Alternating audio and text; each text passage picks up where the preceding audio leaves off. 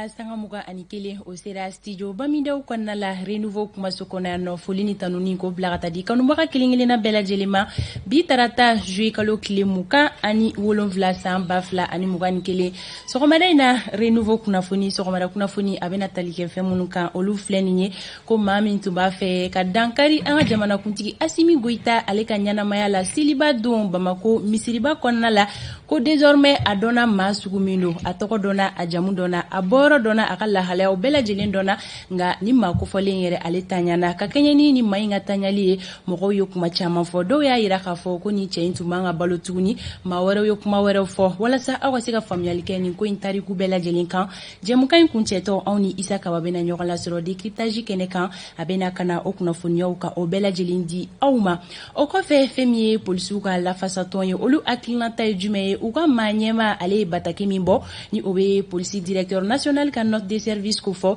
fɛn kɔni ye polisiw ka lafasatɔn ye olu hakilinata ye min ye o kan sɔgɔmada in na an bɛna kuma di u ka lafasatɔn maa ɲɛma ma ni o ye Buguna Baba Danbele ale ka se ka ɲɛfɔli kɛ an ye o ko kan o kɔfɛ fɛnɛ ani cakɛda dɔ maa bɛna ɲɔgɔn lasɔrɔ a bɛ fɔ cakɛda min ma ko conseil économique social et culturel fɛn min ye Burema Baba Sise anw ni ale bɛna ɲɔgɔn lasɔrɔ ka se ka ɲɛfɔli kɛ an ye kalafili min tɛmɛna u ka cakɛda in kɔnɔna la kunun ka se ka o kunnafoniyaw ka o di an ma Amadu El Konare ale bɛ yan ka don kibaru lase aw ma Sori Ibrahim Diallo siraba kunnafoni bɛ ale bolo bi ye tarata ye dɔgɔkun tile 2nan in bi ye o la tani ka segin bɛ cogo di Bamako sira kanaw la anw ni Sori bɛna ɲɔgɔn lasɔrɔ a bɛna kana o kunnafoniyaw k'o di an ma Hawa Daɲogo ale bɛ yan ka se ka kɛnɛya kunnafoni di aw ma ko jumɛn de bɛ dugu la bi ko Alexis ma sɔn min ma sɔni nin bɛɛ lajɛlen bɛna yira aw la kanubagaw an bɛ foli kurakuraya ka di aw bɛɛ lajɛlen ma aw minnu bɛ yen nɔ ni sanga kɔnɔna la k'aw sera aw ka baarakɛyɔrɔ la ka ban ni aw sɔgɔlen don Renouveau télé la a ye aw bisimila lamɛnbaga jamakulu an tɛ ɲina aw fɛnɛ kɔ radio Renouveau lamɛnbagaw aw ni sɔgɔma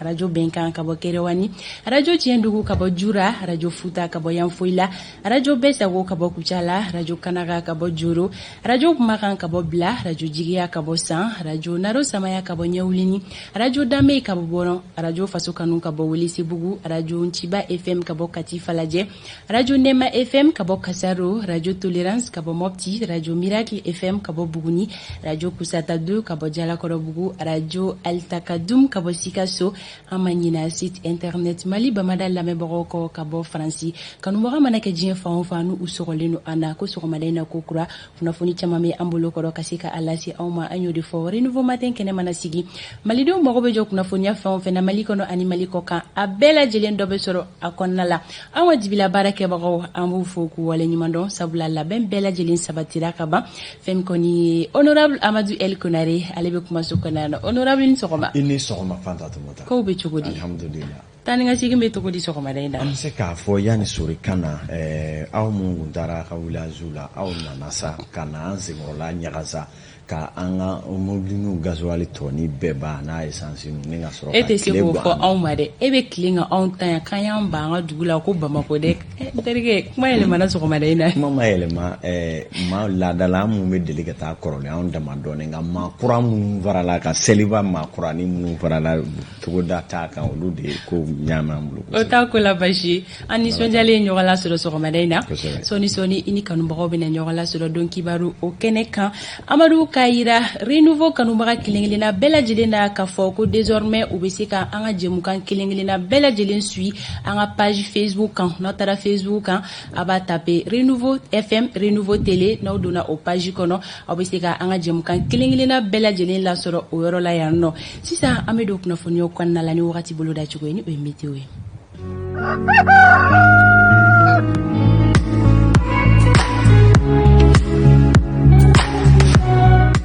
nɔgɔ ale bɛna da kaba la Mali marabolo kelen-kelenna bɛɛ lajɛlen kɔnɔna la foni tawdeni bɔ la tawdenikaw fɛ yen nɔ olu ka sankolo o bɛ jɛya dɔɔni fɛn min ye samiyɛfɛ fiɲɛ ye o bɛna ci an ka marabolo kelen-kelenna bɛɛ lajɛlen kɔnɔna la foni tawdeni worodugu yanfan yi bɔ a la yen nɔ tilemafɛ fiɲɛ de bɛna ci nka fiɲɛ fanga o tɛna bonya kosɛbɛ gɔngɔnbilo bɛna kɛ Kidalikaw fɛ yen nɔ ani tawdeni min bɛna kɛ sababu ye olu ka yɔrɔ jan filɛli k'a daminɛ kilomɛtiri 5 bɔɲɔngo ka taa bila 7 la gɛlɛya kɔni bɛna don o yɔrɔ filɛlina ka sababuya kɛ gɔngɔn bulon ye fɛn min kɔni ye sanjiko ye ale bolo dalen don an ka marabolo kɔnɔna la cogoya minnu na bi olu de filɛ nin ye sɔgɔmada in na marabolo minnu bɛ se k'u sigi ni sanko ye o ye Mopti, Baɲangara, Duwanza, Segu, San ani Kucala. O la tilefanatɔw dunnen kɔfɛ walima sufɛ marabolo minnu bɛ se k'u sigi ni sanjiko ye o ye Kayi, Nyoro, Kita, Nara, Kulikoro, Buguni, Sikaso, Joila, Gao ani Menaka. O la tilega in na finteni boloda cogo olu filɛ nin ye an ka marabolo kɔnɔna la fɛn min ye Kayikaw ye olu ka finteni hakɛya o bɛ kɛ degere 37 ye bi tilega in na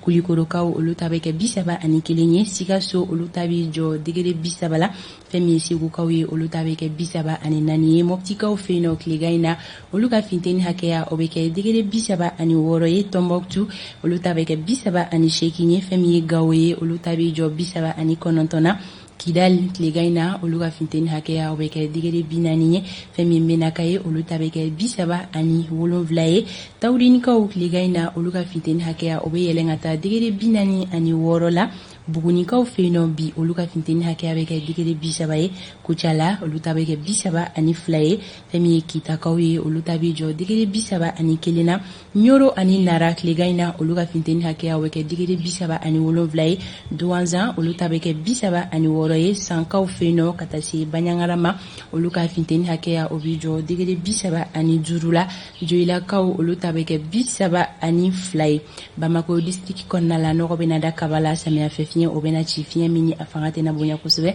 san fiɲɛ ani sanjiko o kɔni bolo dalen don bi tile kɔnɔna la tilega in na finteni hakɛya o bɛ kɛ degere 31 ye Bamako n'a lamini sɔgɔmada in na kɛnɛ cira nɛgɛ kanɲɛ 6 o tɛmɛlen ni sanga 18 ye tile bɛna bin Bamako n'a lamini na nɛgɛ kanɲɛ 18 o mana tɛmɛ ni sanga 58 ye ni ye wagati bolo da cogo ye sɔgɔmada in na ka di aw ma a kun ye aw ka se k'aw ta fɛnw dɔn aw ka tile journée kɔnɔna la ko Ala k'a bi tarata tile hɛrɛ di bɛɛ lajɛlen ma sisan Amadu bɛna aw bisimila don kibaru ale kɛnɛ kan.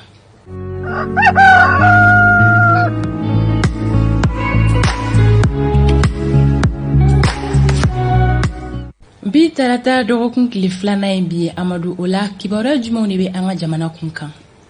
To n k'a lajɛ ni maa min kunkolo b'a la fɔlɔ kosɛbɛ o tɛ baasi ye Fanta Tumota an bɛ bɛɛ fo ka bɛɛ ko ɲuman dɔn min ye kunnafonidila caman bɛ yen minnu m'an filɛ an b'u fo dɔ ye Amadu Sidibe ye k'a dɔn jɛmukan in kanuba don an b'u bɛɛ fo u b'an dɛmɛ kosɛbɛ baara in na Tumota i y'a fɔ ten tɔ maa minnu bɛ yen n'u kamana gannen don bɔlɔlɔw sanfɛ k'a fɔ renouveau sɔrɔ man di an fana ye sabara k'a gan kosɛbɛ ɲɛmaw nɔfɛ siga t'a la min ye k'a dɔn hali sisan n'u y'a taper Facebook kan Renouveau TV Renouveau FM sisan u bɛ jɛmukan in sɔrɔ a nɔguni na ni tubabu b'a fɔ ko directement mani an donna ye bi sɔgɔmada in na an ka bi kibaruyaw la bakurubaw bɛna tali kɛ maa min bɛ yen ni o kɔni tun bɛ fɛ ka Asimi kunkolo bɔ a k'a da la ni muru ye misiriba kɔnɔ Bamakɔ bugunatigɛ kunfɔlɔw bɛɛ sɔrɔla cɛ in kan hali ni ma sɔrɔ k'a fɔ ko in tun kɛra kɔmɔkoba ye an bɛna kuma kan bi sɔgɔmada in na don kibaru ale kɛnɛ kɔnɔna la a kɔni fatura saya kɛra hukumu jɔnjɔn jumɛn kɔnɔ finitigilakaw ka taa se min ye jamana maraba ɲɛmaw ma olu ye min fɔ an bɛ dan o ma fɔlɔ hali ni y'a sɔrɔ jamanaden caman bɛ siga dɔw bɛ olu dusukun na ko ninnu dɔw bɔ cogo la an bɛna kuma a bɛɛ lajɛlen kan bi sɔgɔmada in na don kibaru ale kɛnɛ o kɔnɔna la ka fara o kan fana Mali parti politiques kɔni y'u bolo bila ji kelen na kunungo a ka ca parti 20 ni kɔ ye min ye ADEMA, RPM, ASUMA, URD ani tɔn caman olu jɛra ka ɲɔgɔnye dɔ kɛ ɲɔgɔnye mun na u ye a kanu k'a fɔ transition u b'a dɛmɛ fɔ ka taa s'a kuncɛyɔrɔ nka ko min ye hali dɔrɔmɛ kelen bɛ se ka jarati kana fara transition jɔ kunumɔ kan min ye i hakili bɛ tɔma fɛn o fɛn na Mali la u bɛɛ lajɛlen tun b'o kɛnɛ kan u y'u wakulu don Musa Marala ale k'u ka déclaration n'o ye laseli kalan an bɛn'o fana lamɛn sɔgɔmada in na don kibaru ale kɛnɛ kɔnɔna la Yakuba Katile lapasatɔnba min bɛ yen n'o ye UNTM Union Nationale des Travailleurs de Mali maa ɲɛmaa don ale kɔni kɛra jamana ka jɔsenba min bɛ yen ni o ye Conseil économique social et culturel o maa ɲɛmaa ye kalata dɔ senfɛ kunungo an bɛna kuma o fana kan bi sɔgɔmada in na hali n'a ma sɔrɔ k'a fɔ lapasajɛkulu maa caman b'a la ka siran k'a fɔ nin n'a kɛ lapasajɛkulu maaw wulilen jɔyɔrɔ ko kama k'o fana y'a ta gɛlɛya ye lapasajɛkulu ko kɔnɔ nin bɛɛ lajɛlen bɛna kɛ kibaruya belebelebaw ye an bɛna an zoni sigi min kan bi sɔgɔmada in na Renouveau don kibaru kɔnɔ misɛnman caman wɛrɛw bɛ yen o dɔw bɛ to dugu la a y'aw bisimila.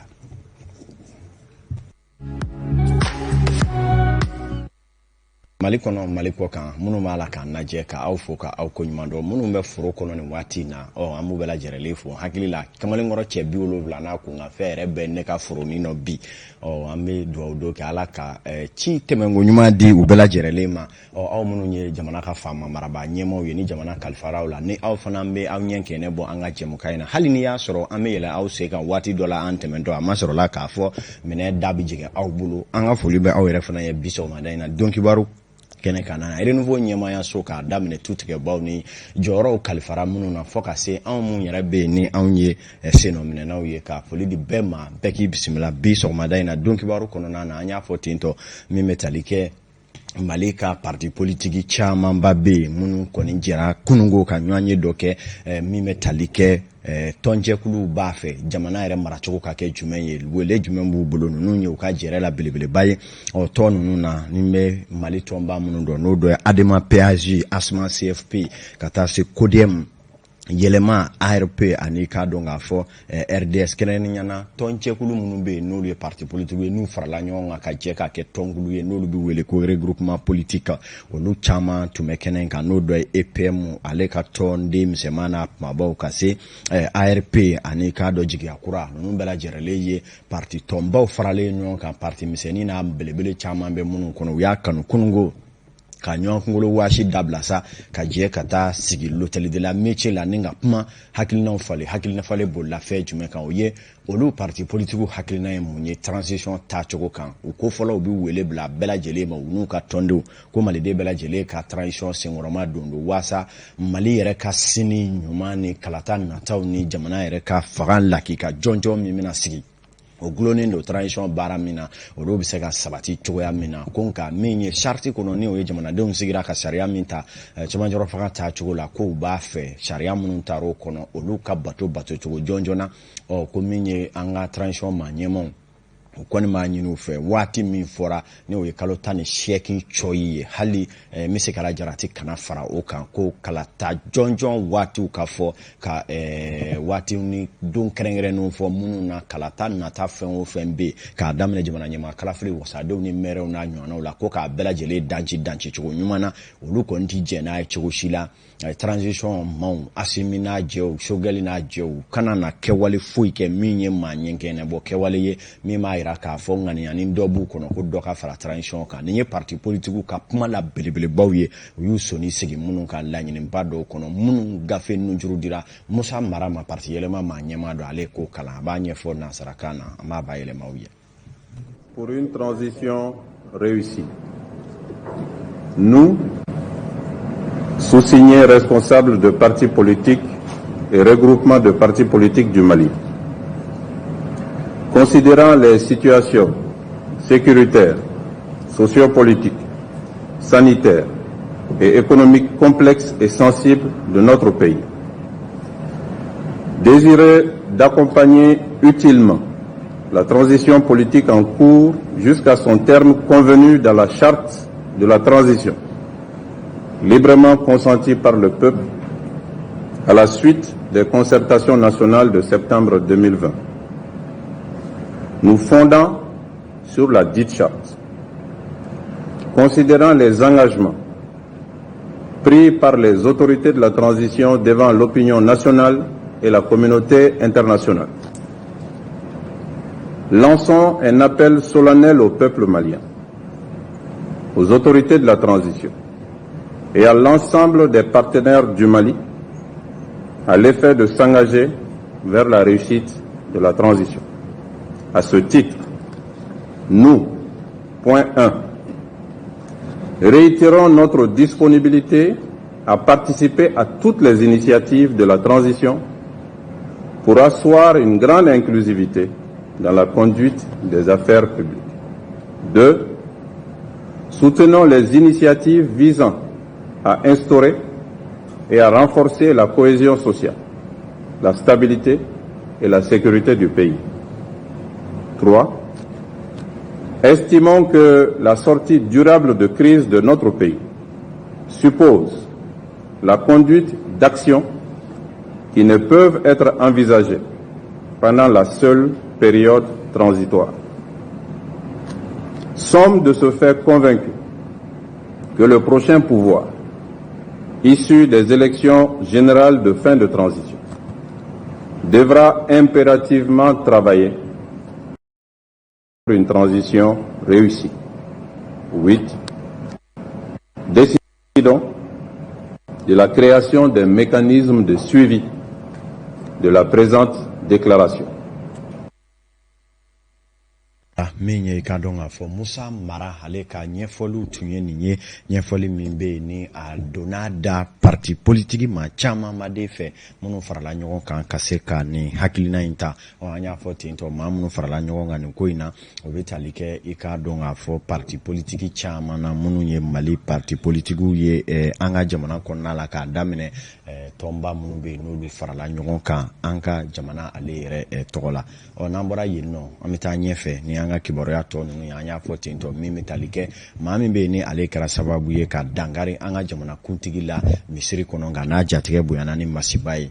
o minye a koni fatura o fatura chugo ya di kiboria o sorola ko kunfolo kan chugo di no ya ka bana ko foka se fencha mama aminata bachoko ni ale bolu nyafanye ni ko yɛrɛ bɛ daminɛra kardon kilenga fɛ lakanabaga dɔ ale ye kunnafonidilaw ladɔnniya ko maa min ye binkɛni wale ta ka ɲɛsi furancɛ fanga ɲɛmaa ma k'ale kɔni bananen don ka kɛɲɛ ni RFI ka fɔli ye k'a bɛ kɛnɛyaso la wulada fɛ premier ministre ni furancɛ fanga ɲɛmaa ye ɲɔgɔn ye sanga damadɔ o kɔfɛ binkɛnikɛla in ka saya kuma fɔra mun de y'a faga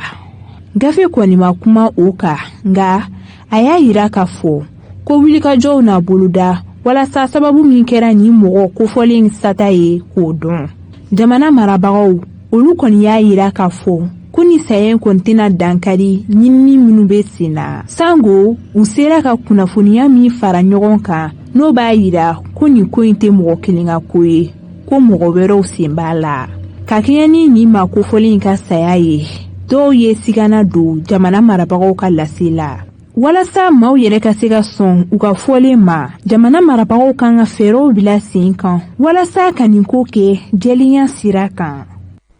Aminata bachoko ne renouveau don kibaru konna la anya fo tinto meme talike ni ma ko fo taina o abuguna tege koni kunfolo chaman dona meme talike a twa jamu a boyro a bangina yoro muna ka bara tunye fe munye ane akunsigi yoro be me yoro munu manunu bela jerele kibaru ya kunfolo do sorola alani kuna fundila ka wulika joni sogobe konna la o minye jamu ka kunche yoro la no koto ginola folo isa kaba sidibe o sabula bamana ba fo kame ba nyema tofle albe ma ale da kusebe na ale sirap ma na ale no kiboro bela jerele di awma ladriya ale kono ga kawla dona ka fo ni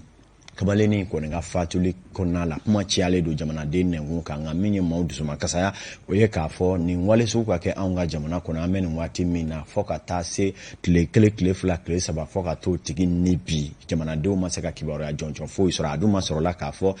procureur ale ye isenu sebevra ina na blara ale ka boloka sharia ba ira ka fo kibaro ya kakanga di jamana de o ma ako onna strategela wala sanga bo kibaru ya kunfolo kono pe ami awla donia ka fo mi metalike kimeni konye udo udamne na kunungo no betalike kapula la holi soula o akoko ni kele do gwe ya mangani mbaye sabula metalike la holi karamugo la uluko utero sini amasoro ka fo goleyani sama libe uluni jamana faga ma uluni nyanche mun yere hukumna uluye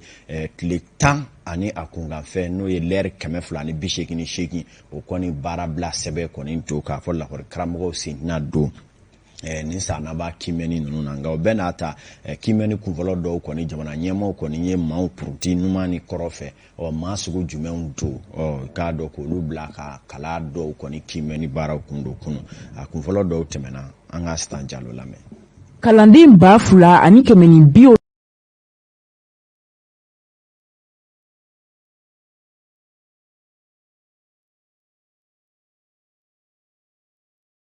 Lonvla olu de kapu ɲɔgɔndanw daminɛ bi sɔgɔmada in na ba Dawudabugu wa bi ka waleya kalanso wɛrɛw la na examen ninnu a daminɛna an ma problème ba sɔrɔ a la parce que académie ninnu tun ye devant ta parce que a fɔra ko maîtres tɛna na donc u ye décision min bɔ o de ye école privée ka maîtres u y'olu de ta k'olu de d'an ma nana an ye baaraw daminɛ normalement à 8h problème foyi ma y'a la fɔlɔ denmisɛnninw bɛ k'u ka baara kɛ tranquillement. Bon an kɔni fɛ yan ka fisa parce que an ma problème ba sɔrɔ. An fɛ yan filière 3 de bɛ yan, filière maçonnerie, filière mécanique auto, filière dessin bâtiment. Donc an y'a daminɛ filière mun kan ka daminɛ 7h. 7h u nana 7h an wula don classe kɔnɔ. Ba an y'a kɔlɔsi olu sera ka to ta an sera ka fila bila ye. Bon minnu ma dafa n'o ye dessin bâtiment ye, fila ou bien saba kun b'o jɛ. An ye vice-président saba ta k'u dafa pour que an bɛ se ka taa. Anw ka académie na Bamakɔ rive droite la an ye fɛɛrɛw latigɛ kabini denmisɛnw tɔgɔ sɛbɛn kuma. Donc o sen fɛ an ye lisiw bɔ ka denmisɛnw bi la u bɛ k'u ka examen kɛ lycée saba de la. Donc o lycée saba ye sɔgɔmada in na u bɛɛ ye examen daminɛ. U bɛɛ y'u ka examen daminɛ. Surveillant nana an ka faamaw fana min kun kan ka na épreuve daminɛ na olu nana an y'a daminɛ n'olu ye. Anw ye fɛɛrɛ latigɛ an ka finitigilakaw olu kana ka se ka yɔrɔ lakana. Lakɔli karamɔgɔw ka lafasali tɔn ka jɛkulu ale yɛrɛ kun y'a yira k'a tɛna sen don ni ɲɔgɔndan jateminɛliw la. Lafasali tɔn dɔ secrétaire général ka bɔ sigida 6nan kɔnɔna na ale y'a yira k'a fɔ ko minnu bɛ ka nin jateminɛni ninnu kɛ k'olu man kan k'a kɛ. Mɔgɔ minnu tun bɛ kilasi kɔnɔ ka sɛgɛn kɛ ka wɔsi kɛ ka baara kɛ n'a fɔra ko kalan sera o kuncɛyɔrɔ ma donc olu ka den kɛrɛfɛ ka mɔgɔw sugandi fan na enseignant de don wa enseignant tɛ wa mɔgɔ si t'a dɔn ninnu ye mɔgɔ mun ye. Nous kɔni bɛ kelen fɔ ɲɛna minnu bɛ kan ka surveillance kɛ olu tɛ minnu tun bɛ kilasi kɔnɔ. Anw ka militant bɛɛ an y'a fɔ ni tant que bɛnkan ma tɛmɛ ani gouvernement cɛ ka article 39 waliya an kɔni an tɛ examen foyi la an t'a surveiller an t'a corriger. Minnu ye sɛgɛn kɛ minnu yɛrɛ ka baara de don olu tɛna corriger. Bangebagaw ka wuli u k'u fanga fara an kan ani ekɔlidenw ni problème mun bɛ yen nɔ anw ka problème ɲininen tɛ o gouvernement de y'a ɲini. An bɛ ka miiri ekɔlidenw na anw yɛrɛ ye ekɔliden somɔgɔw ye an denw b'a la an tɛna se ka fɛn kɛ mun bɛ an denw na nɔgɔ mais bin de kɛra an kan. Kalanko ɲɛmaaw olu y'a yira k'a fɔ ko fɛɛrɛw bɛɛ lajɛlen bilala sen kan walasa ni ɲɔgɔndan ninnu ka se ka kɛ ka ɲa. An kɔni y'a kɛ i n'a fɔ san tɛmɛnenw ta fɛɛrɛ de bɛ tigɛ enseignants kɔni u bɛɛ ka lisiw bɛ na ekɔliw yɛrɛ de b'a bila ka na. Donc an bɛ lisi ninnu de ta an bɛ baara kɛ n'o ye. Donc anw ye décision bɔ an mago bɛ surveillant hakɛ min na an y'olu ta. Sɔgɔmada in na dɔw ma se ka na an ye dɔw fana nana olu bɛ fɛ ka bila u nɔ la comme règlement y'a fɔ cogoya min na an y'o de kɛ. Ala barika la surveillant hakɛ min an mago tun bɛ fɛn fɛn la o bɛɛ sɔrɔla bi. U kɔni mɔgɔ kɔni tɛ se ka kɛ surveillant ye examen la Mali la yan an ka règlement bɛ min fɔ n'i tɛ école karamɔgɔ ye. Bi kɔni na an ye fɛn fɛn ta fɛn fɛn taara nin examen in na o bɛɛ ye école karamɔgɔ de ye. Bon min ye correction ye n'u kɔni tilala nin na an bɛ école karamɔgɔw ka liste ta fɛnɛ o liste école so ɲɛmɔgɔw de b'olu bila ka na. Jɔn joona an bɛ école karamɔgɔ minnu ta o ye minnu yɛrɛ bɛ examen classiw kunna. An bɛ waati min na sisan san 2021 kapu ɲɔgɔndanw bɛ ka kɛ a kɛtogoya la. Ala ka garisɛgɛ ɲuman di ɲɔgɔndannaw ma. Ala ka hakili ɲuman fana di an bɛɛ lajɛlen ma sabula min ye maa minnu taara ka lakɔli gouvernement kɔni ye ko datuguni nin ye fɔlɔ nka defu ni bakiw bɛna kɛ cogo di IFM bɛna kɛ cogo di o bɛɛ mana tɛmɛ san wɛrɛ kalanda yala privé lɔgɔli karamɔgɔ minnu dalen filɛ olu na se ka Mali lɔgɔliden bɛɛ lajɛlen kalan wa k'a daminɛ Kidali fɔ ka taa Kayi o fana ɲininkali tɔmɔ bɛ yen an bɛ bɔ kibaruya kɔnɔ pewu ka taa jiwoyokaw fɛ min bɛ tali kɛ taaɲɛ maaw ye olu kɔkɔrɔ don kosɛbɛ ka musaka di maa minnu bɛ yen n'u ka kalan ma taa yɔrɔ jan walima ni kalan tiɲɛna walima u ma don kalan na ka se ka se u yɛrɛ kɔrɔ baara dege o baara dɔw la ka tila ka don bolo ta ka ɲɛsin u ma an ye kibaruya dɔw sɔrɔ a ko ɲɛw kan na ka bɔ jiwoyokaw fɛ yen an k'a lajɛ. Bi ɲɔgɔn ye jiwoyo commune na a ɲɛsinnen don a bɛ ONG taaɲɛ bolo a ɲɛsinnen don musomaninw ka furu joona kan n'an b'a fɔ ko les surfaces néfastes sur le mariage précoce a kɛrɛnkɛrɛnnen don k'a ɲɛsin o ma denmisɛnninw ka furu joona kan dɔ bɛ se ka bɔ a la an ka komini kɔnɔ cogo min na ka se ka dɔ sama ka bɔ a hakɛya la an ka komini kɔnɔ cogoya min na bɛɛ lajɛlen k'a lajɛ i k'a to i den ka se san 18 ma i k'a sɔrɔ k'a don furu la surtout sigasi min filɛ ka jouer denmisɛnnin ninnu yɛrɛ fɛ ni nin tɛmɛna ka bɔ yen nin lajɛ in kɔfɛ an kɔni ba dama ka se ka bɛɛ la k'a ɲini denmansa bɛɛ lajɛlen fɛ furuli kɔni hɛrɛ don ko duman don nka i k'a to i den a ka se san 18 ma i k'a sɔrɔ k'a don furu la furu joona kana kɛ sababu ye k'a ka kalan tiɲɛ ka sɔrɔ a se ma san 18 sɔrɔ. Bon ONG ta ye nana fɛ yan ka na lafaamuyaliw kɛ k'an lafaamuya o taabolola ninnu kan k'a yira an na k'a fɔ muso jɔyɔrɔ ka bon société la kosɛbɛ a jɔyɔrɔ ka bon kalanko la kosɛbɛ ani ka musomaninw ka kalanko u nana baba don o fɛnɛ ko la an bolo fɔlɔla école la o ɲɛna kojugu parce que ni ye denmisɛnnin na kalan école la taabolola mun na a ka ca Ala fɛ i bɛ dugu sɔrɔ parce que ni mago bɛ dugu la f'i ka tɛmɛ denmisɛnninw fɛ n'i ye ko tɛmɛ école karamɔgɔ ka bolola fɛ u ka taa ɲɛfɔ denmisɛnninw ye a ka ca fɛ école karamɔgɔ bɛ fɛn o fɛn fɔ denmisɛnninw ye u tɛ sina u bɛ taa ɲɛfɔ so ni denmisɛnninw taara ɲɛfɔ so a ka ca Ala fɛ an bɛ dugu sɔrɔ. An bɛ Giwoyo commune na bi mais taɲɛ bɛ Kolokani cercle la a b'a commune 10 bɛɛ la donc bi sɔgɔmada in na an nana an ye baara fɔlɔ minnu kɛ o tun ye ka fond de roulement dɔ di adolescents ma minnu tɛ école la précisément minnu tɛ école la ani minnu ma deli ka don école la yɛrɛ ani minnu donna école la n'u bɔra donc olu autonomiser pour que ka u empêcher mariage d'enfant ma ou empêcher furu joona ma. An ka wulada in na ɲɛnajɛ ɲɛsinnen bɛ kɛrɛnkɛrɛnnenya la ekɔliso de ma donc o ekɔliso o fana kun b'o la parce que an bɛ baara kɛ ni denmisɛnninw ye duguw kɔnɔ minnu tɛ ekɔli la donc an bɛ baara kɛ ni ekɔliw fana ye an ka kunnafonidiw senfɛ an ka sensibilisation senfɛ donc o senfɛ ekɔli fɛn fɛn bɛ Kolokani yan ni ekɔli bɛɛ tun ye théâtrew ni dɔnkiliw ani ɲɔgɔlɔnw ani dɔnkiliw ani poèmes ani poyiw olu tun ye o dɔw labɛn minnu kɔnɔna na u bɛ ladilikanw di walasa an mansaw bɛ se k'a faamu k'a fɔ kɔlɔlɔ de bɛ furu joona ani nɛgɛkɔrɔsigi ani ɲangata wale fɛn fɛn bɛ yen donc weleweleda min bɛ ne bolo pratiquement ne bɛ poro denmisɛnninw ka u ye weleweleda minnu kɛ sisan ne bɛ poro o weleweleda kelen ninnu de kan k'a fɔ ko an ka an hakili to an ka denmisɛnninw na an ka hakili to an yɛrɛ la taabolo dɔw b'an bolo a tɛ i b'a fɔ an ka taabolo bɛɛ man ɲi mais taabolo dɔw b'an yɛrɛ fɛ yan kɔlɔlɔw b'a la donc an denw bɛ kalan sɔrɔ ekɔliw la n'u taara so u bɛ fɛn minnu fɔ an ɲɛna nkalon tɛ dɛ tiɲɛ de don ɲininiw de y'a jira k'a fɔ kɔlɔlɔ bɛ nin waleya ninnu na donc an ka jɛ ka an hakili kɛ kelen k'a ɲini k'a dɔn kɔlɔlɔ ninnu ye mun ye n'a kan ka dabila vraiment an ka dabila.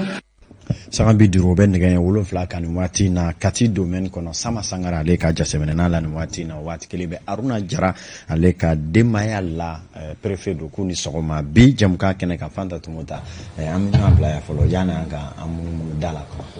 An b'an sɛnsɛn ka taga an ka siraba kanaw la sɔgɔmada in na tan ka segin bɛ cogo di Amadu an b'a ɲini Sori fɛ k'a kana turu cɛ Musabugu sirafara la sɔgɔmada in na sabula